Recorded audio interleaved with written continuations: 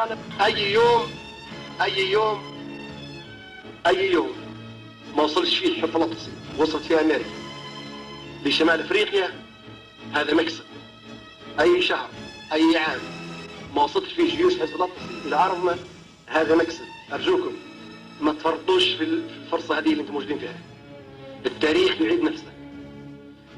الاستعمار مستمر. امريكا وحلف الأطلسي يبحثوا عن عدو، عن جبهه بعد انتهاء الاتحاد السوفيتي، يبحثوا عن عدو اخر، عن جبهه اخرى.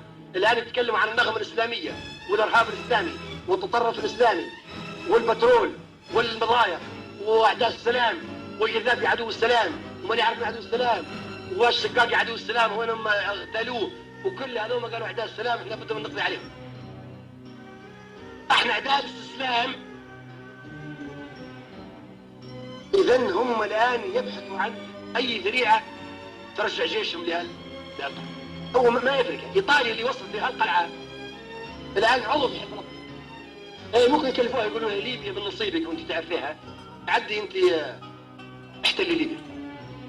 اي يوم قلت لكم يا اخواننا نحن الليبيين، اي يوم خلينا من العرب الاخرين، اي يوم ما فيش حرب ما وصلتش فيه القوات الداعم لينا هذا مكسب لينا. ارجوكم ما تفرطوش فيه.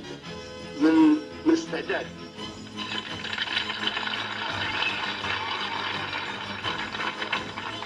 في أسوأ الأحوال. في أسوأ الأحوال نقولوا لهم لا نبو كهرباء ولا مصانع يا أخوانا ولا مزارع ولا مدن ولا مرافق. في النهاية نهتموا بالخنادق وبالقتال وبتحصين المواقع وبتجهيز ساحات القتال والجبهات واعداد تموين الحرب والمواصلات والاتصالات، السيطرة. مضطرين في النهاية يفكروا في هذا بس خلاص. لا عاد نبغى شركة فرنساوية تدير لنا محطة كهرباء، ولا شركة إنجليزية تعمل لنا مصنع، ولا شركة أمريكانية تعمل لنا غاز ولا نفط، ولا كورية ولا صينية ولا أي. احنا في النهاية أرضنا في السلاح ملاش في حال يجي وقت ونقولوا يلعبوا المصنع وابو الكهرباء وابو المدنية وابو المدينة. في النهاية كرامتنا وجودنا على قيد الحياة فوق أرضنا ولا يمكن واحد ماسك بندقيته. لازم تفهموا يا اخواننا قد ياتي وقت نستغنوا فيه عن كل الحاجات اللي تو طالبوا بها.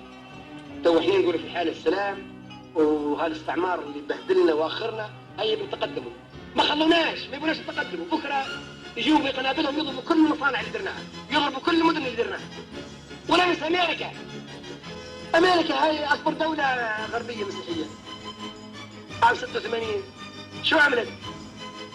بقنابلها وضربت الشوارع دمرتها في حالها. لو استمرت لكان بنغازي وطرابلس انطرحت على الارض كلها.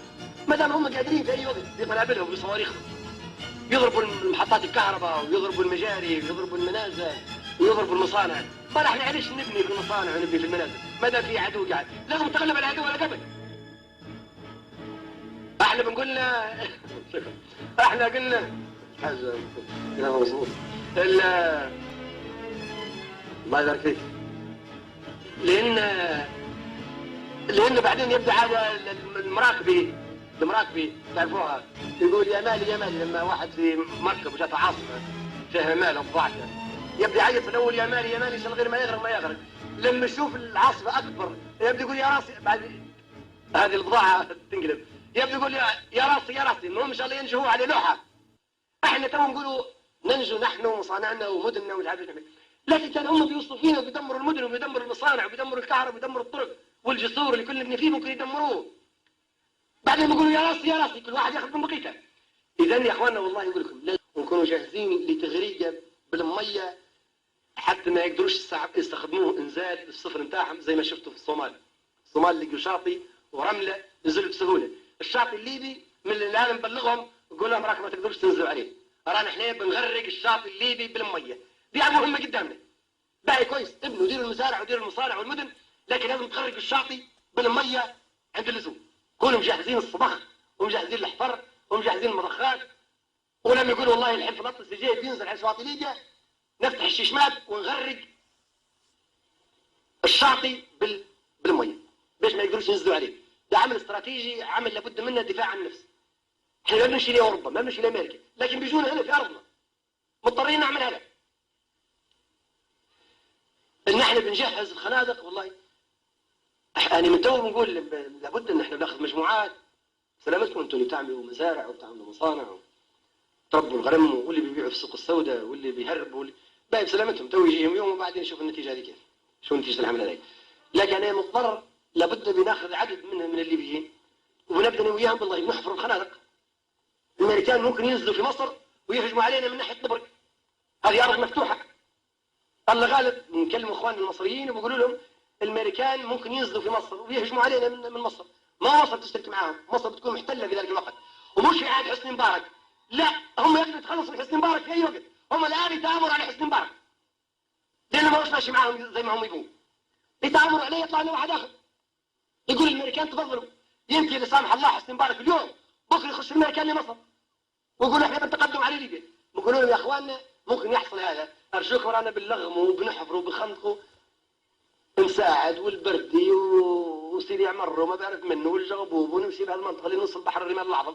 كان جت الجيوش الامريكانيه من هالجهه ما تقدرش. قد يحتلوا تونس ويهجموا علينا من تونس. ما في حاجه زي العابدين بعده، ممكن تخلصوا من زي العابدين ويجيبوا واحد عميل ليهم وينزلوا في تونس ويهجموا علينا. ليش يقول يهجموا علينا؟ لان احنا موقفنا خلاص منتهي، احنا ابيض اسود. احنا بنقاوم وما بنستسلم، وهذه ما طبيعتنا الاستسلام. احنا قاومنا هنا في معركه غير متكافئه، واحنا استشهدوا هنا في هذا المكان وتركوا لنا المجد والفخار والدرس المستفاد. وهذا هو الزاد اللي بنقاوم به العدو لما يجي مره اخرى. التضحيات لن تذهب سدى. احنا اللي ممكن اللي منا بيصنفر وبيتاجر وبينهب بيخلى ماشي، لكن فيه ناس شرفاء وناس فاهمين وناس واعيين وناس مستعدين. انا وياهم والله مستعدين ان بنقعد نجهز انفسنا. ايه، بنصنع رشاشات وبنصنع البنادق وبنحفر الخنادق وبنصنع القواذف اللي ضد الدبابه واللي ضد السفينه واللي ضد الطائره والمنطاد والالغام والاحفر شكرا.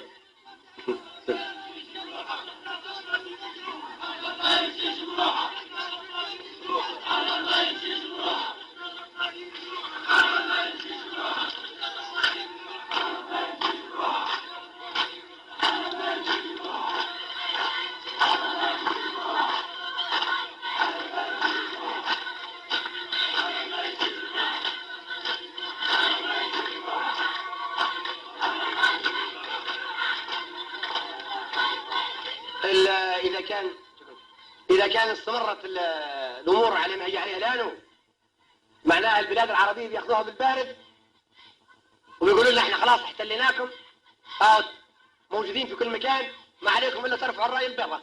لأن الأمريكان خشوا البحر الأحمر داروا فيه سطول خامس، ولا اليمن ولا السودان ولا مصر ولا السعودية ولا الأردن ولا أي حد يحتج عليهم. كيف؟ اليوم هذا البحر في وسط الوطن العربي. على الاقل نرفع مذكره. اللي قلنا لهم ارفعوا مذكره يا اخواني لمجلس الامن وقولوا لي يا مجلس الامن ما دام انت ساهر على الامن العالمي، راح وجود اسطول خامس لامريكا في البحر الاحمر يهدد الامن بتاع المنطقه دي. ارجوكم تخرجوا. موجودين في الخليج وموجودين في البحر الاحمر، هاي منطقه محتله. مناورات النجم اليافل هاي نقرتها. موجودين الان يجربوا في صواريخ وصلوا لغايه تونس، يجربوا في صواريخ. كيف هذا الخبر؟ قال وذانها في فمها قفه يا من عمال الله. شو اللي وذانها في فمها؟ بتكون قفه، انتم عارفين القفه اللي تصنعوا فيها. ما دام يديروا في مناورات ويجربوا ويهددوا ويتكلم عن البترول وعن الغاز وعن القوه المضاده للسلام احنا لازم نخضعها. شو معناها؟ معناها الناس هذول جايين لازم تستعدوا. وانا متاكد ان احنا بالاستعداد من الان وبحرب التحرير الشعبية يحسبون بنقاتلهم بالطائرات والدبابات، ولا الطائرات ولا الدبابات العجلة هي تقعد ما يمناش تعتبر من الآن ملغية، والسفن وغيرها. لا احنا نقاتلهم بحرب العصابات. الأرض الليبية من أقصاها إلى أقصاها تصبح جمر مثل ما أصبحت ضد إيطاليا بعد هذه المعركة. والاستعداد يجب أن يستمر، والمواجهة استعداد للمواجهة، ولا بد ان ننتصر، لا بد ان ننتصر ايها الاخوة، لا بد ان ننتصر في النهاية، لان احنا يا امامنا قرار واحد، يا الموت يا النصر.